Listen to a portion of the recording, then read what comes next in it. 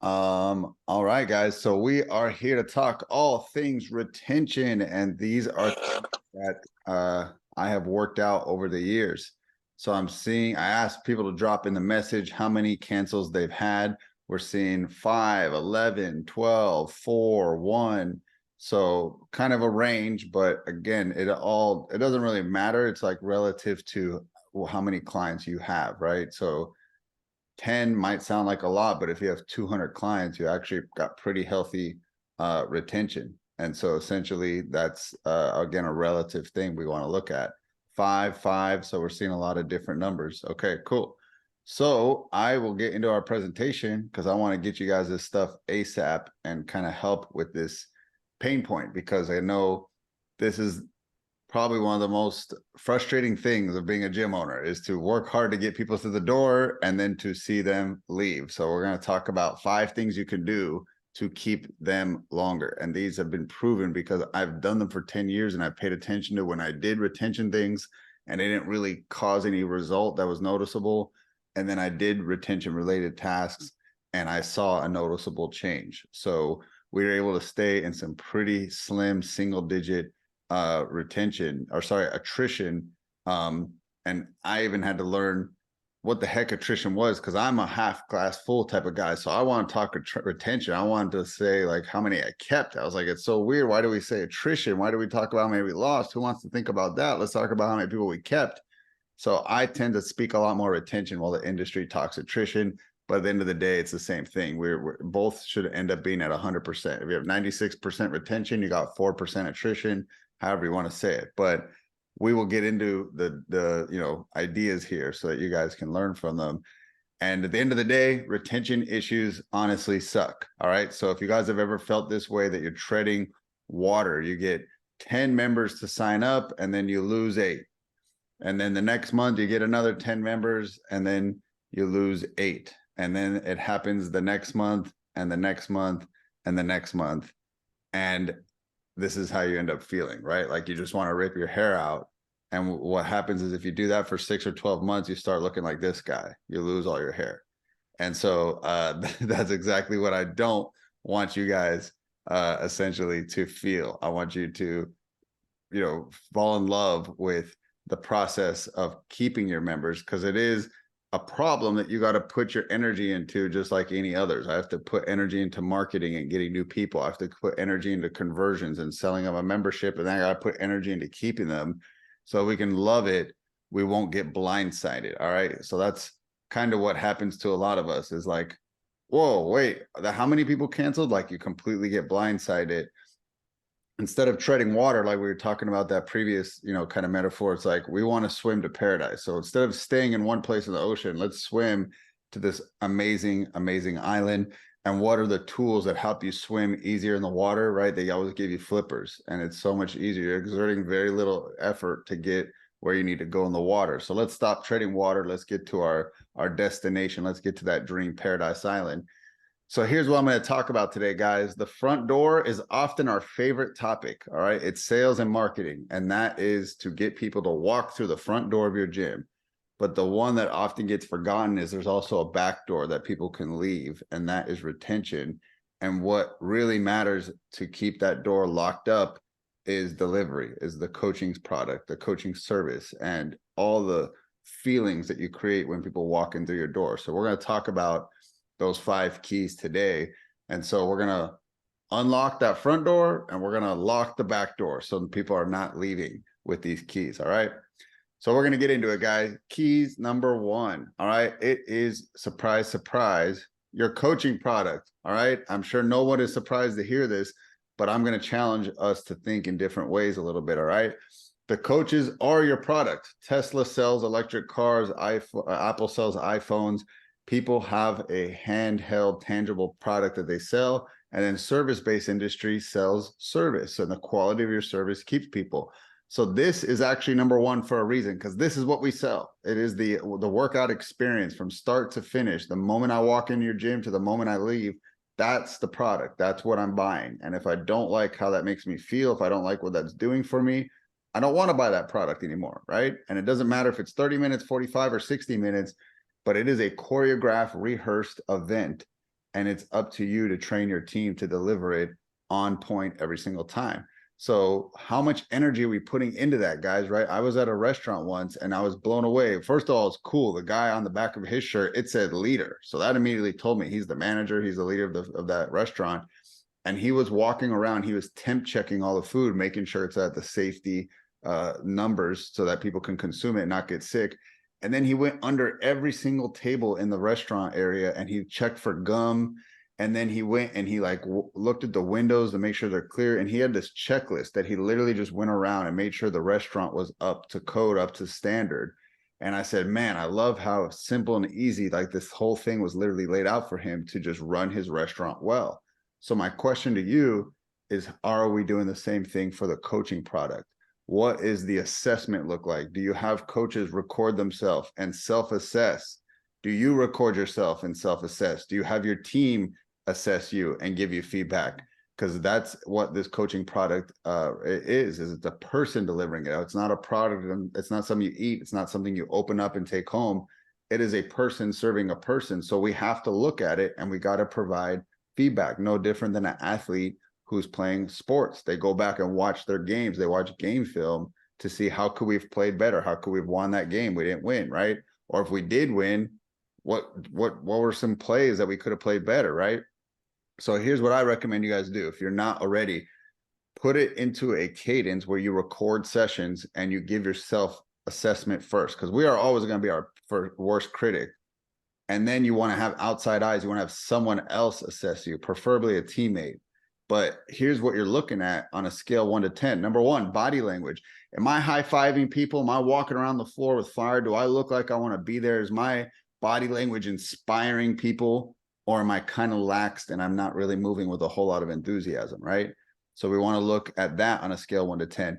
How about how much I'm using people's first names? How do you make people stand out in a sea of people? You make them feel seen and heard by using their first name. All right. So we need to do that. That's what makes us special. A lot of people actually reference that about us. They say, wow, how do you guys know all of our first names? I'm impressed that you guys know our first name, right? So is your team doing that? You can see that in the game film. Are we starting and ending on time?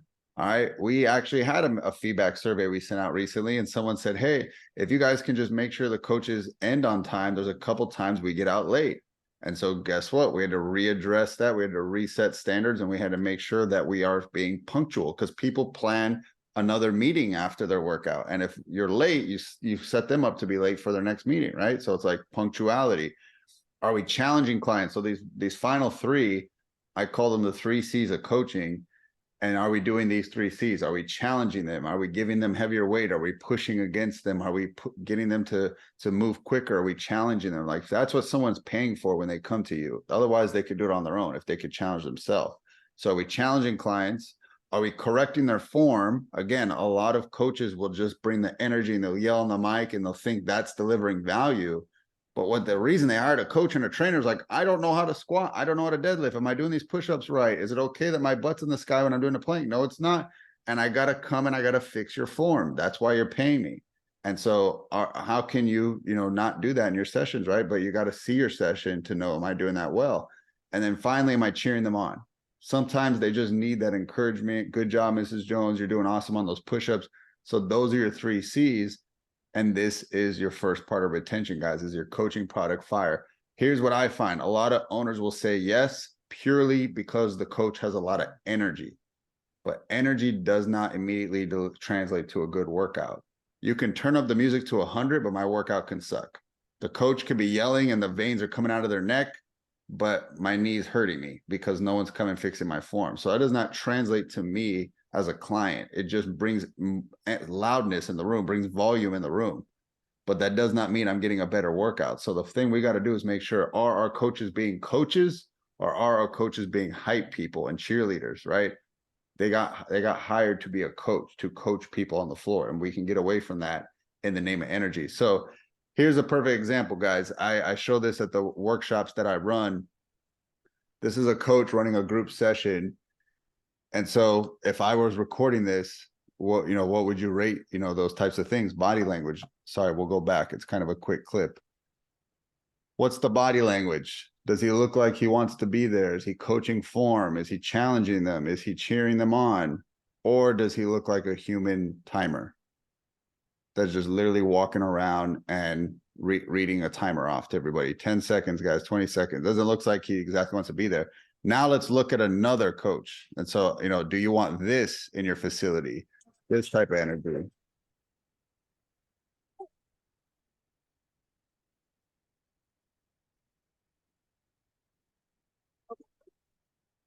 Okay, so just for like a little fun little exercise, I want you guys to put in the chat, put words to describe this first coach. What do you see? Like, write it in the chat. Body language, energy, coaching style. Like, watch him and give me some words in the chat. Like, what are you seeing as a coach, right? Like, what kind of, I don't know, what kind of words would you use to describe him, right?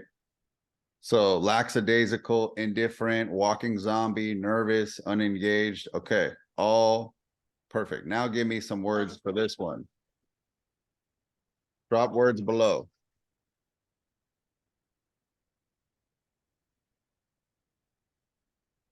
Yes, all in, motivated, engaged, energetic, encouraging. Okay, perfect. So do you see how powerful it is to see it though? Like, if I just wrote those words, if I walked into your gym and I'm like, guys, we need to be better motivators. We need to be all in. We need to be hype men.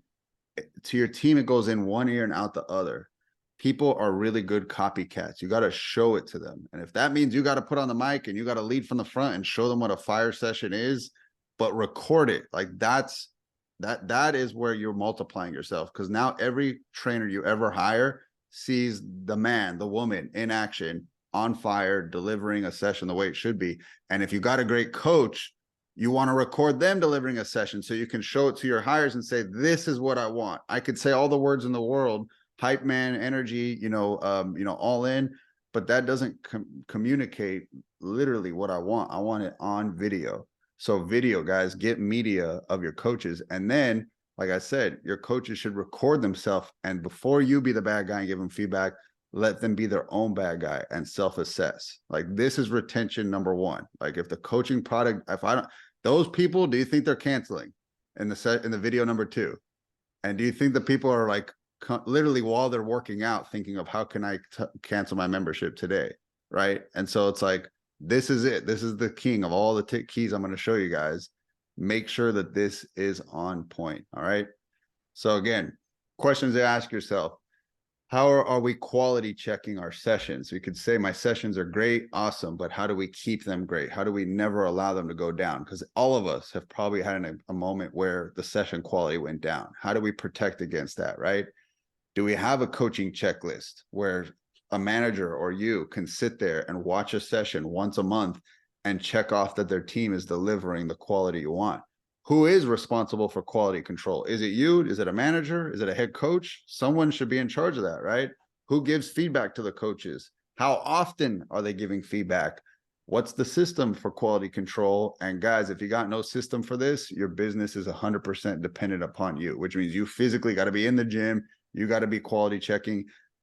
Like, how do I do it as an absentee owner? How does Matt do it? Because we built systems that allow our team leaders to run the facility and still provide quality checking, right? So if you don't have something like that, I highly, highly suggest creating just a simple checklist of what you want. And then you're just going to, basically have someone run that system. All right. So that's just key number 1. Okay. We're going to get into some others here. Key number 2, okay, for strong retention is attendance accountability. So surprise, surprise, people who don't attend your sessions cancel. People who don't consume the service. And then, the way I see it is that attendance is a form of engagement. It shows that I want to be here. It shows that I'm trying. It shows I'm trying to work on my health and fitness. And if I'm MIA and I'm no showing sessions, which they're 2 different things. MIA is I've just not been in the gym for a long period of time. A no-show is I booked this morning at 8 a.m. and I didn't come in. So MIA is like they're just missing in action for days and weeks, and no-shows they booked and then they didn't show up. Both of those behaviors show I'm losing engagement in my health and fitness. We all know those challengers that start week 1, they're fired up. And then by week 4, the excuses start coming in. you want to pay attention to those behaviors. Those are the behaviors you want to nip in the butt, because you don't want them to result in a cancellation. And so that's kind of what they're showing you through their behaviors. Like, I'm starting to move towards canceling. And so what you want to do is you want to track your client attendance in 3 ways. These are the 3 ways we do it. So first, it's daily. Who was booked and no-showed? And you should run those at the end of that block. So you get all your morning no-shows and you're texting them by noon, and you get all your evening no-shows and you're texting them by 7 or 8 p.m. And the goal is to just get them rebooked into a session in the next 24 hours. So maybe you can even get the morning people to come to the evening time. But if not, at least they're booked in for the next day. But you want to show that level of turnover in terms of like accountability. Like, holy crap, I no-showed, and an hour later they were texting me. These guys are on it. That is value, guys. That's how you retain people, when you show you care more than any other gym, because I promise no other gym's doing that. Okay. Then you got your weekly cadence, which is, this is more your MIA list. These are people who've been gone from the gym more than 3 days. You should run this once a week and text them, and you should try to use different forms of communication. Like, I know some people are more emailers. Like, if they're in a business setting and they're more email people, they might not be able to get on their phone and text. Some people are more phone call people, so call them, but try different forms of communication. You don't want to do the same one over and over. And then finally, monthly, this is a huge one. This has been a game changer for us, is run. We want to create a whole separate list, which is like a highly escalated list. This is called your at-risk client list. These are people who have not been in the gym more than 21 days. I promise you, these people are on the verge of canceling if you do not get them in there ASAP. And sometimes we don't want to know about this list because we don't want to think that there's people we're letting down for this long, that they've not been in for 21 days, 6 weeks, 3 months, right? A year. But I will tell you, like, you can sleep at night knowing, at least if you're reaching out to them. So like, we need to attack them with even more like energy and higher urgency, because these are cancellations. Here's what's going on in the client's head, just so you guys know. If I pay and I don't go in for a month, I basically lost 1 month. People can write off a month and it doesn't hurt them. But what's happening by day 21 is they're actually about to hit the second payment of no usage. So on day 30, right, they had their payment go out day 1, 21 days, no attendance, and day 30, a second draft is about to come through. That's where people really start questioning if they should continue to pay for the service that they're not using. And they might stop there. At the least, the day at draft 3, they're done. So you're actually getting proactive against a cancellation coming through that I can guarantee is going to happen by the 3rd draft, and you're attacking it before the 2nd draft goes through. The beauty is, if you get them in to get a workout in, their day 21 resets to day 0. And now they are not on your at-risk client list. So you want to attack these people and get them in for a workout in the next 24 hours. All right. Now, here's some honest truth I'm going to share with you guys. This can be a grind. This is what people tend to not like about the fitness industry. So Dustin, you're telling me I just hold them accountable for attendance forever and ever and ever? Yes, that is literally why they hired you. That is why they pay us. They cannot get to the gym on their own. They need someone to chase them down and to hold them accountable. Every gym owner would love to have 100% committed clients that are there and they want to be there and they never no show and they show up consistently. But that doesn't exist. That's a pipe dream. All of us have clients that need our accountability system. This is what we provide when we say we provide nutrition, accountability, and workouts. Most gyms I found say they offer accountability, but they really don't. When the rubber meets the road, they never reach out. They don't really care that the person hasn't been there a while, and they don't offer accountability. So here's what's going on in the client's head, if you guys don't know. After they haven't been in a couple of weeks, they start to feel guilty. They start to feel full of shame. They start to lose hope. They start to feel like, you know, they're not seeing results and that they kind of made a bad choice. And so buyer's remorse is settling in. So the best thing you can do is that when they're not there for a long time, I would not recommend the angle is get in for a workout, because if that would have been happening by this point. It's to have a coaching conversation and to say, hey, I'm concerned about you. I haven't heard from you in 3 weeks. Can we hop on a call? The goal is to get on a call that then gets them to get into a session. But first, you got to have that bridge, which is I'm concerned about you. I'm worried about you. We started slipping backwards on habits. Let's get back on track and come from a place of care, not from a place of, I got to get the task done. All right. Because I've seen it where it backfires. You're so concerned about, I need to send out my text to my people who haven't been here. We rush it. That doesn't come across as like there's a deep sense of care. And then the person ends up just canceling because it didn't feel very authentic. So just come from a place of like, hey, I know that we haven't had you in the gym in a couple of weeks, but I'm concerned about you. Can we hop on a call? And then from there, you get them booked into a session, right? Most of the time, though, it's also because they just got busy and they started going back to old habits, which is put everybody else first, put myself last. And so you want to call that out and say, hey, it seems like you got real busy and you stopped coming in. Is this what you normally do when things get busy? Do you tend to put everybody else first and their priorities and you put yourself last? Well, we need to stop that. Let's get you in for a workout this week. You're going to probably feel so much better. So calling out what's happening is not a bad thing. It actually makes the client feel more like you actually know what's going on in their life and you know, you're there to help them. All right. I'm glad that helped, Rob. He's saying that that's brilliant. So glad to help, man. And that's why I'm doing this. So get them in. So here's what I want to ask you, have you guys ask yourselves when it comes to attendance accountability. All right. Number one, are we really holding the clients accountable, or do we say we do and we don't? All right. So again, we've been there. And so just take this as a call to action to fix it. What's the system? Who's in charge of it? And when are they going to do it? Right. Make it crystal clear.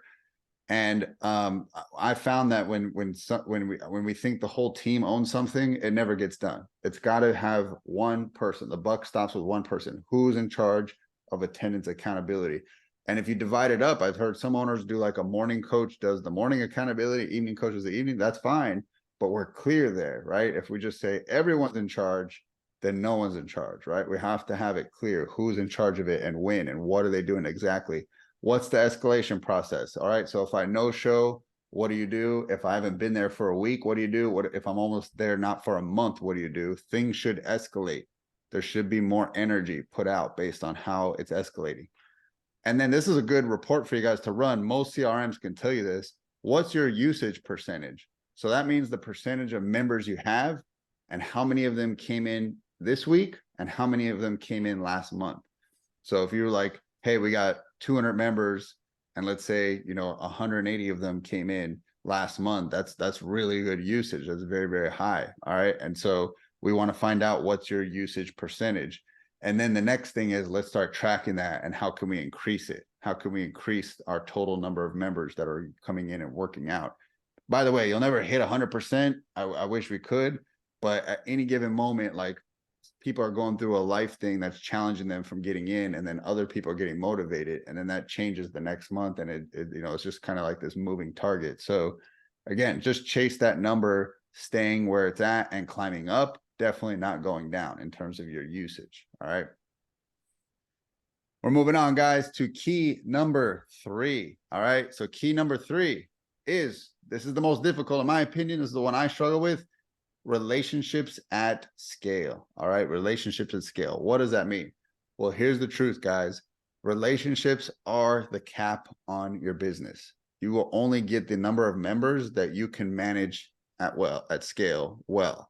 So for example, if you had 3 coaches and all of them really good at holding about 100 relationships, you're capped at 300 members. It is impossible. You will gain 320 and then you'll lose 20, and you'll gain 310 and you'll lose 10, because the marketplace is telling you you can't manage more than 300 relationships well based on your team's skills.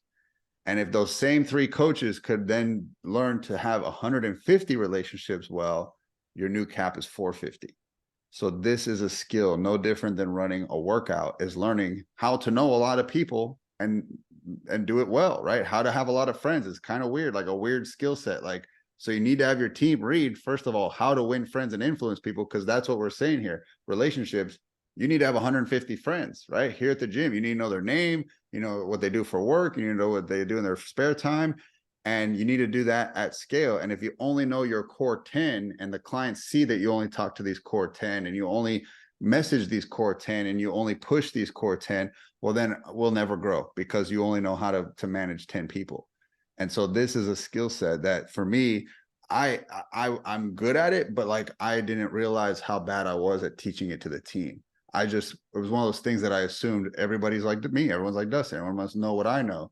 And it wasn't until I saw, how hard it was for them. They tend to be antisocial. They tend to have a hard time going and starting a conversation with a cold stranger. That was like, oh my God, I need to coach my team up. Just like I taught them how to run a session, just like how I taught them to pitch a sale, I need to teach them how to grow a relationship, because relationships either grow or die. And so one of the things that I identified was that we do a lot of question asking when we get a client to come on board. We're like, hey, what's your goal? And what have you tried in the past? And do you got any injuries? You got any diet restrictions? And questions. And then it's, oh, you're welcome. You're a member now. Get over there. The questions stop, right? Just get in with the session and I'm not going to ask you any more questions. And so now that relationship that was growing because we're asking all these questions, now it just starts dying because we stop caring to learn about the person. We feel like we just learned enough to get the yes of the membership, and then we shove them into the group.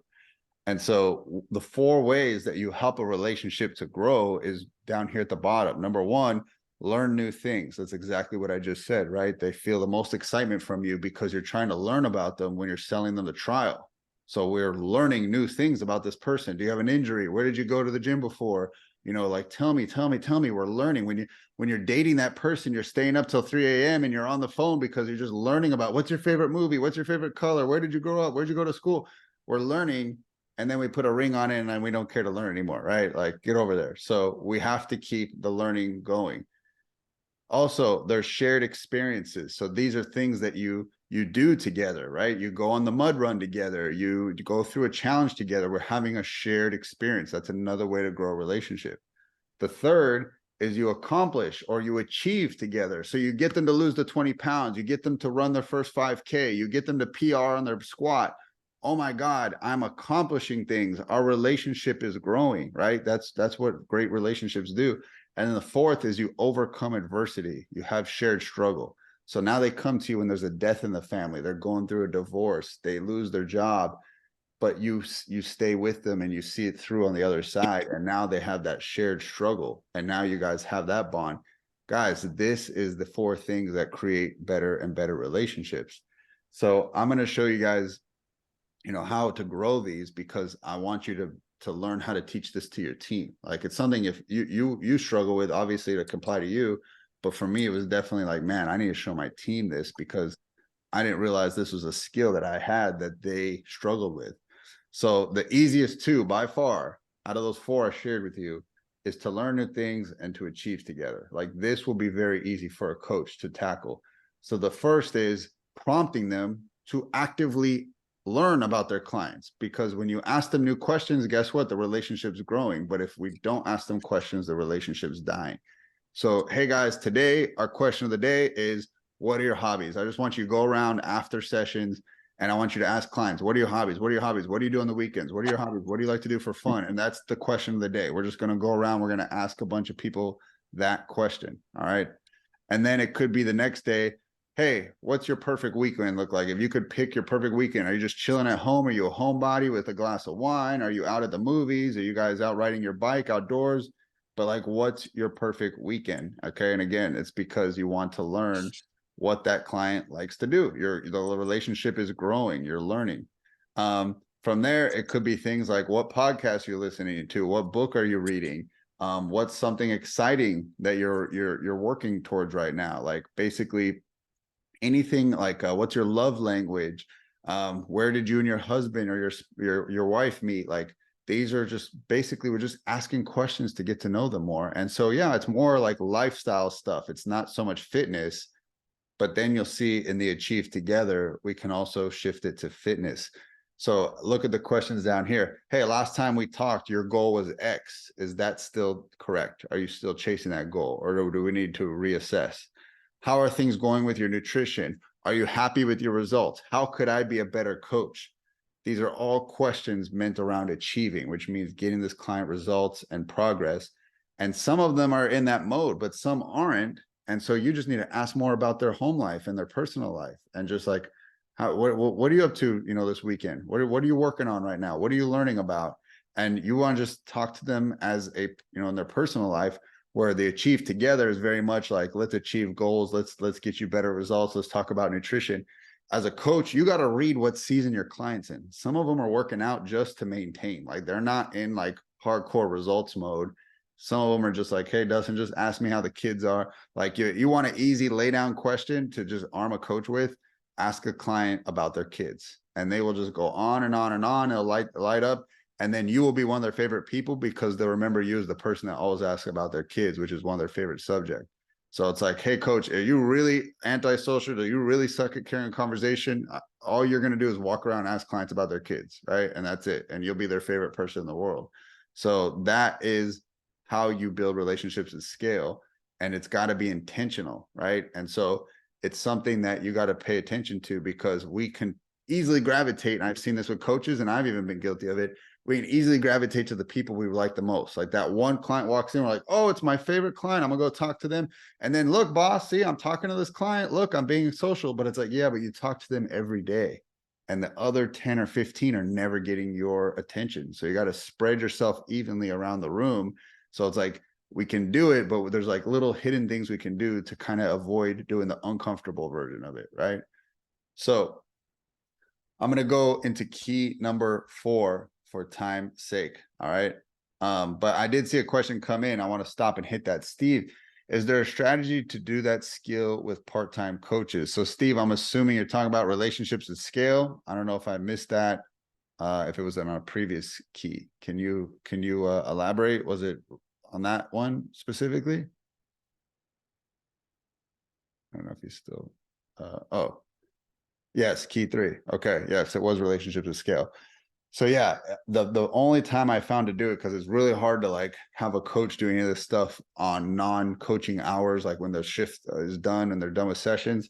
The time to do it is between before and after sessions. And you're gonna have some people that are gonna jam and they're not gonna be able to sit and talk. But like the truth is, they're probably not really concerned about the relationship as much. Where you tend to see the clients that stay and hang out a little, even if it's just 5 minutes.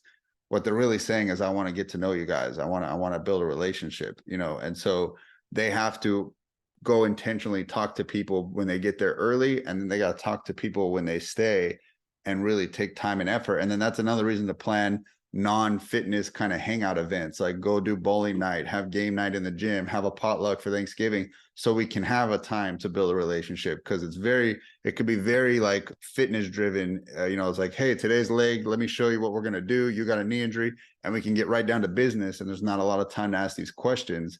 So it's about being intentional about doing it before and after, and then planning events to do it as well. So, that's my best advice, whether it's part-time or full-time. We don't really change the strategy. We just arm them on, you have to be intentional about building a relationship. And so the way we kind of spot check our team is at the beginning of the team meeting, we go around and everybody shares something new they learned from the clients. And it's like, hey, to this, this week I was talking to Susan and I found out she used to be an Olympic, volleyball competitor. I never knew that. And then like the whole team now just learned this fact rather than the one coach, because we shared it. And we say, okay, coach so-and-so, what did you learn? Well, I talked to Joe and he used to own a drumming shop downtown. And I didn't know that. And that was really cool for him to share that with me. And so it's like, now the whole team learned it. And so we kind of do a little sharing session at the team meeting so everybody can learn about our clients as well. And then that way we're kind of operating like a hive mind, or a shared mind. It's not a bunch of individual minds that are learning about the clients. So, all right, we'll continue on. Hopefully that answered your question. Now, key number 4 is member challenges. All right. Surprise, surprise. Planning these keeps your members. So we said attendance is a way to measure engagement, but here's something else I found. Spending measures engagement. When people are actively spending with you, you can bet that membership payment is going to come through. But I found when people start to retract on spending with you, it almost might be a sign they're going to cut that membership. So if they're buying supplements, they're buying gear, if they're buying member challenges, would it be like kind of out of left field if they stop buying that membership? Probably, logically so. But if you put up supplements for sale, they don't buy any. That you put up gear for sale, they don't buy any. You offer a member challenge, they don't buy any. that's a signal that they're losing engagement in the business. They're not spending more, right? When you buy the iPhone, well, now I got to go buy Apple's charger, and I got to buy the Apple case, and I got to go get iTunes, and I start spending more with the business because I'm all in now. And so that's what you do with businesses you're interested in. You buy more from them, and businesses you're not interested in, you start spending less. So a member challenge, it is an additional cost to their membership, but you're adding extra service. So that's the justification. And so here's some common deliverables. Some people, the membership's covering their workouts, and they are getting attendance accountability, but they want more accountability. They want to be weighed in, and they want someone to have eyes on their nutrition. So it's definitely more accountability should be a part of these challenges.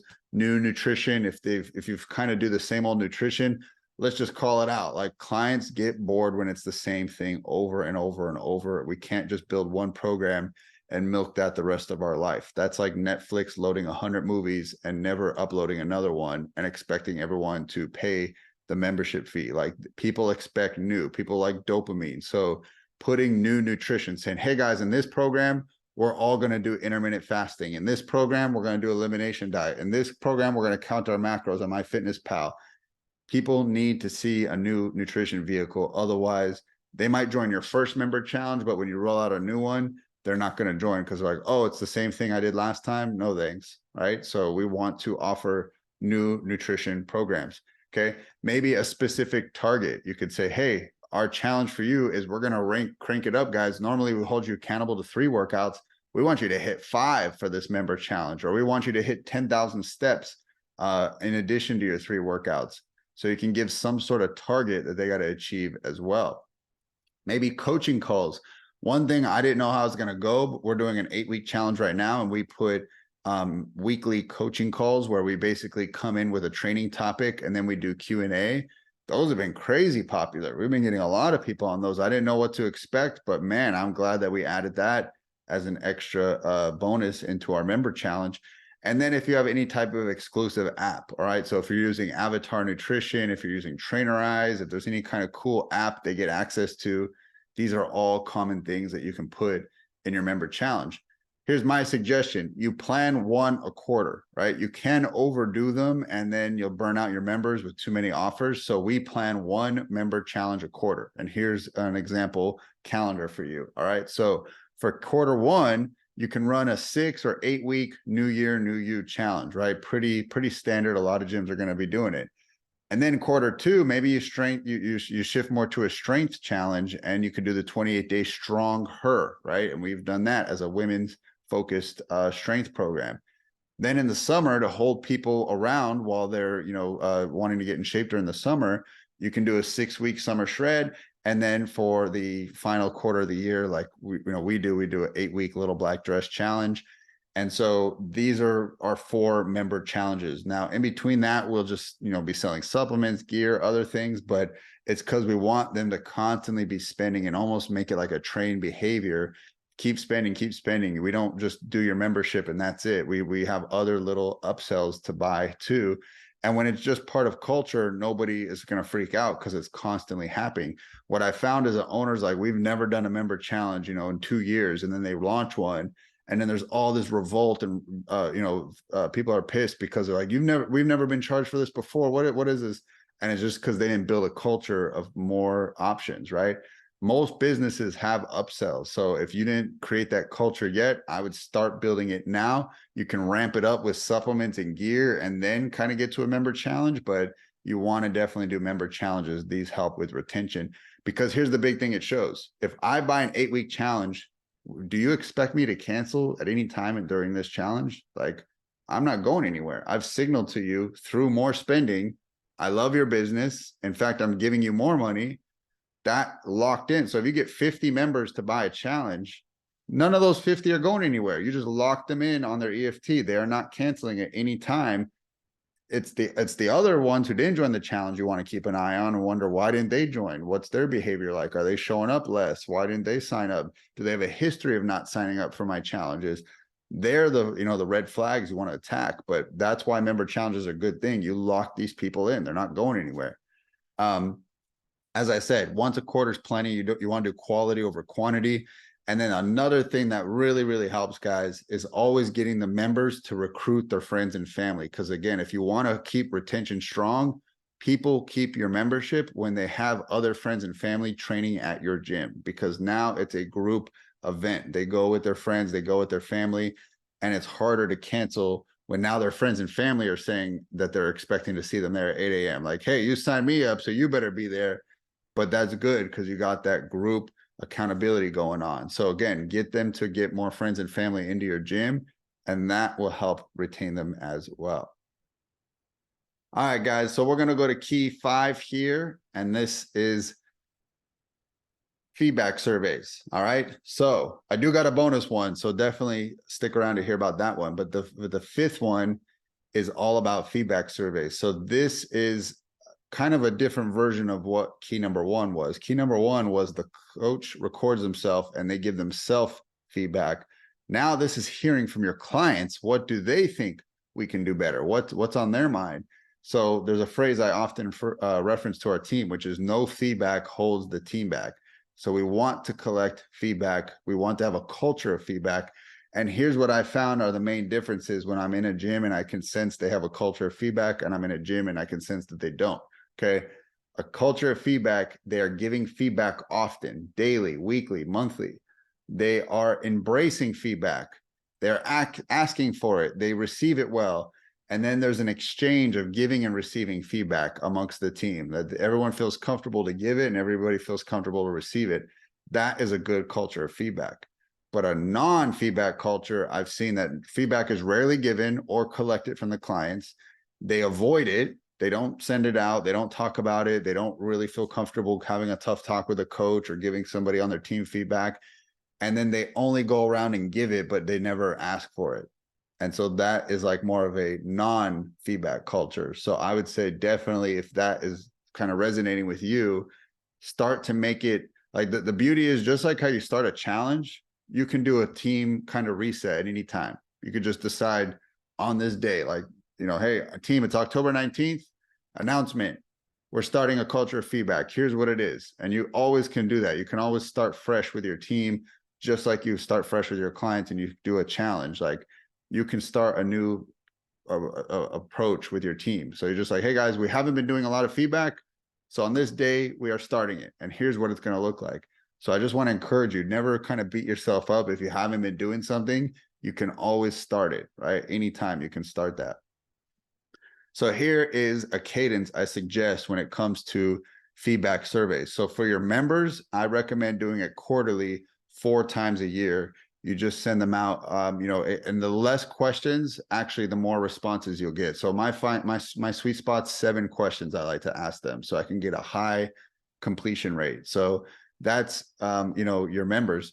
Then to your cancels, we actually built it into our cancellation process that we cannot process your cancellation until your exit interview is completed.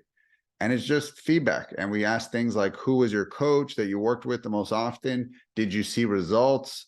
Is there anything we could do better? And then, you know, one thing we like to throw in there is at the end, is it okay if we reach out to you in 30 days to see how you're doing? And that way it's like permission to re-engage them and to reactivate them back. And if they're moving and it's something that you know they'll never be back, it's okay if they say no, but you almost want that permission to resell that person back. So that is our exit interview, and that's feedback as well. And then finally, if you do trials and challenges, you want to build it in to be near the end and their final week. We don't want to wait to the final day. Like we do it on the Monday of the final week. Give us feedback on your trial experience. How was it? Did you get results? How did, you know, would you refer this to a friend? And you're just asking for feedback around the trial. The members, you're asking for feedback on the membership, and the cancellations, you're asking for feedback on why they're leaving. And all 3 are valuable because it tells you what's going on in the client's eyes, right? And so there's things that, you know, again, sometimes you can just kind of like go by because it's just part of your day-to-day kind of operation, and the clients see it, but you don't give them a chance to speak up. So I'll kind of share one of ours recently. They said, hey guys, like, some of these medicine balls are getting pretty beat up. And I think it was like the jump bat, like there's a bunch of rips on the jump boxes. We have those soft boxes. They're like, things are just, they just look like they've seen better days. And it was like their nice way of saying we could use with some replacement equipment in here. And the coaches, like, they don't care. Like they could go to like a sweaty old gym with rusty equipment and get their workout in. They probably like it looking a little bit more beat up. And then I'm an absentee owner. So I got that feedback. I was like, all right, guys, that's it. We got to get the wish list together. Everybody go around your facility, look what's looking really beat up. The clients told us some about what they've seen, but I need you guys to look, and we need to do, you know, a little bit of a replacement here. We need to get some new equipment out, or new equipment in. And like, easy fix, but like, I wouldn't have known that without these member surveys, right? So again, you need to have that in their hands. And then the big thing is, when you take action on the surveys, you're actually signaling them to keep filling them out. But when you don't take action, you're signaling to them to stop filling them out, because like, nobody reads these things, nobody cares. I filled one out, they didn't do anything, right? So you want to also show them, we read your surveys, we're taking action, X is happening, Y is happening. There's a time, again, the coaches, like, or even me, I'll call myself out. Guys can be a little less like, we're not seeing dirt and grime as much as a lady would. And I remember there was a survey earlier this year. They're like, hey guys, there's a few grimy spots on the carpet. There's a lot of debris. It's looking a little nasty. And then we read that. And then immediately that weekend, we hired a steam cleaner. And then we took video and showed like, hey guys, we read your survey, steam cleaners in here, and they're detailing this out for you guys to make sure you have the most clean facility ever. But then that told them, we read it and we take action and we do it fast. It's like the survey went out on Monday, that Saturday is steam cleaners in the gym. Again, these are things that you might not have eyes on that you want your clients to be telling you. So where do we review them? If it's team general feedback, we review that at a team meeting. We'll all go through it together. If a client specifically talked about one person, we're going to do that one-on-one. We don't want to obviously call them out in front of their peers and make them feel terrible. So in our one-on-ones, we'll say, hey, in the feedback form, XYZ was brought up. I just wanted to hear your, you know, input on it. What was your take? Because, you know, again, sometimes a client will say things and it's going to be a he said, she said, like, hey, I think this coach is low energy. And the coach thinks I'm bringing tons of energy, or this coach doesn't challenge me. And that coach is like, well, every time I do, they kind of get weird. And so you got to sometimes be that mediator, but you need to bring it to their attention. Most of the time your team hears again, if you built a feedback culture, when they hear it, they want to do better. And they say, oh my God, I didn't know. Okay, I'll do better tomorrow. I'll work on this. But essentially, you can also get a sense that when you give feedback and some people get defensive, it might be a sign you have a non-feedback culture, that this is weird for them. They're like, what? Like, why are they saying all this? Why are we doing feedback? We haven't done this in months. We haven't done this in years. You're kind of starting the beginnings of creating a feedback culture, but it's going to be painful because they're used to not getting it. They're not used to talking about it, right? So it's one of those things that you got to pick the appropriate place. And the final thing is, I know I gave a lot of different cadences on this. So I would suggest, to make it easy, you just put it on a Google Calendar reminder. Like, I have a 4 times a year reminder on my calendar, send a member, you know, feedback survey for my team leaders. They do it, but I just want to have eyes on that, you know, it's on our calendar. And then trials, it's in our automations. And then on our cancels, the facility directors know that's part of the process. They have like columns they go across, you know, has completed cancellation survey. Now you can cancel membership, you know, cannot be processed till it's done. So build it into your system so that it happens every time. It's not haphazardly. In the past, feedback was kind of like when I remembered or when the team remembered. It has to be systemized, otherwise it won't get done. All right. So with that, guys, these are your 5 keys to strong retention. Your coaching product, it's got to be fire. That's number 1 for a reason. That's what people are buying. That is the service. Attendance, your coaches can be fired, but if I'm not coming in and consuming it, I'm distancing, and you can see the more and more I distance, the more and more I just don't feel like I'm part of the community. Relationships at scale, getting to know people, building them into the community, introducing them to other people, so they got friends and family and friendly faces when they walk in. Member challenges to enhance their spending behavior with the business that locks them in from leaving. If I just bought a shirt from you, I'm probably going to stay. It'd be pretty weird if I bought a t-shirt and then I cancel, like, and I'm wearing your gear all around town. So it's like, do these little hooks that keep them engaged in the brand. And then feedback surveys, give them a time to say what's on their mind. All right. So as I promised, I am going to give you a bonus key, and the bonus retention key here is accurate data. So I don't know if you guys can relate, but a lot of CRMs I've used in the past have driven me crazy because they could not give me actual retention data. And so here's what a lot of CRMs would show you. I have 200 members. I lost 10 of them, but I signed up 10. So I have 100% retention because I went down to 190 and then I gained 10. I'm back up at 200.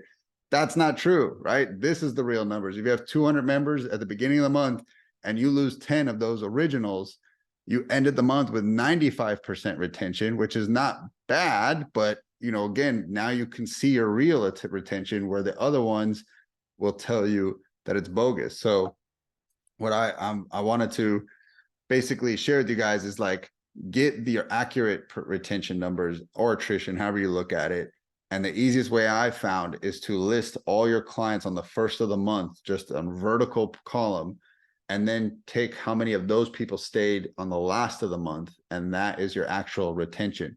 It's a spreadsheet solution. I don't have, unfortunately, a software that I can point you to solve this, but I have found most of the tools that I work with, they give me inaccurate retention. I have trust issues that just might be something I got to work through, but they don't tend to spit out accurate retention. So I manually still do it to this day because I want the hard truth. And so again, the actual retention is how many people were a member on the first and how many of those people stayed to the 31st. That is your retention. Do not count new people. Do not count people you get off of freeze. It's the first month members that stayed to the end of the month. All right. So that is your accurate data. All right. So guys, as we wrap up, I do have a special announcement I want to share with you guys. So I'm really excited about this because I've been really diving into retention hard. So at GR, we're mainly known for our setters, our closers, and our digital marketing.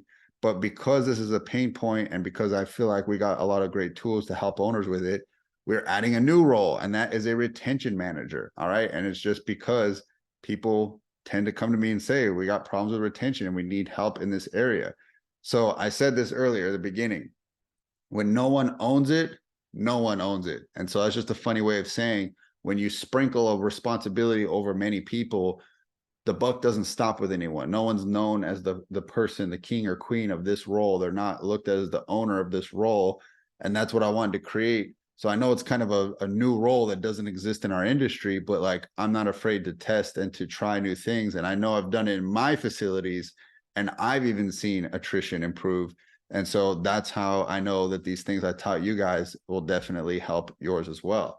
So it's basically taking all the things I just taught you, but they're going to do it for you. All right. So it's taking these 6 keys, and the retention manager would do them. So just to give you the quick overview, they would talk to your coaches and hold them accountable to record a session and fill out a self-assessment that I have designed.